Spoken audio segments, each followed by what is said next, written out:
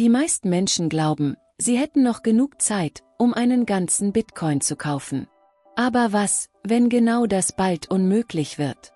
Nicht für Millionäre, sondern für normale Menschen. Und vielleicht unterschätzen die meisten gerade, wie selten 1 Bitcoin wirklich ist. Die meisten Menschen werden niemals 1 Bitcoin besitzen. Das klingt vielleicht hart. Aber schauen wir uns die Realität an. Es wird maximal 21 Millionen Bitcoin geben. Nicht mehr. Niemals. Und ein Teil davon ist bereits verloren. Vergessene Wallets, verlorene Schlüssel, tote Festplatten. Manche Schätzungen sagen, dass mehrere Millionen Bitcoin für immer verschwunden sind. Gleichzeitig leben mehr als 8 Milliarden Menschen auf der Welt. Verstehst du langsam das Problem?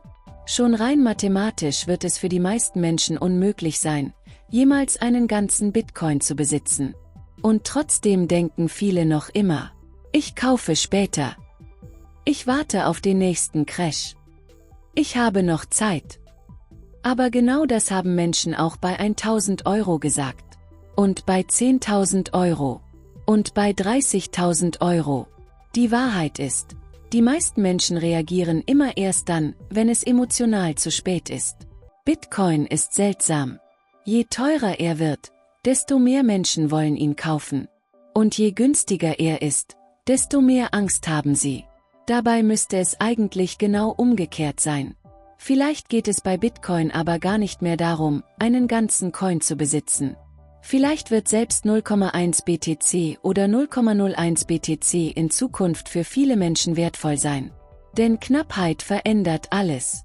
Stell dir vor, große Unternehmen, Fonds und institutionelle Investoren kaufen immer mehr Bitcoin auf.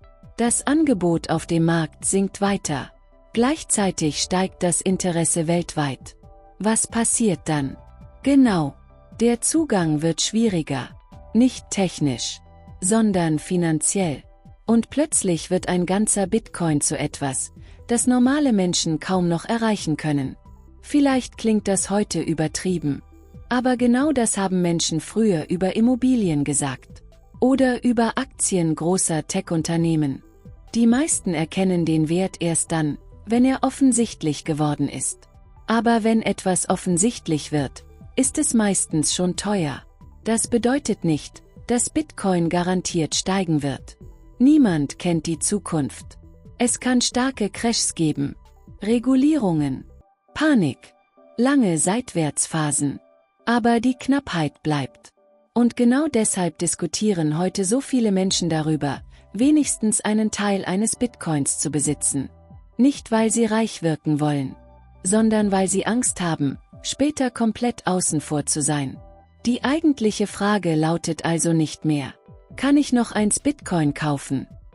Sondern vielleicht, wie viel Bitcoin wird in Zukunft überhaupt noch realistisch erreichbar sein?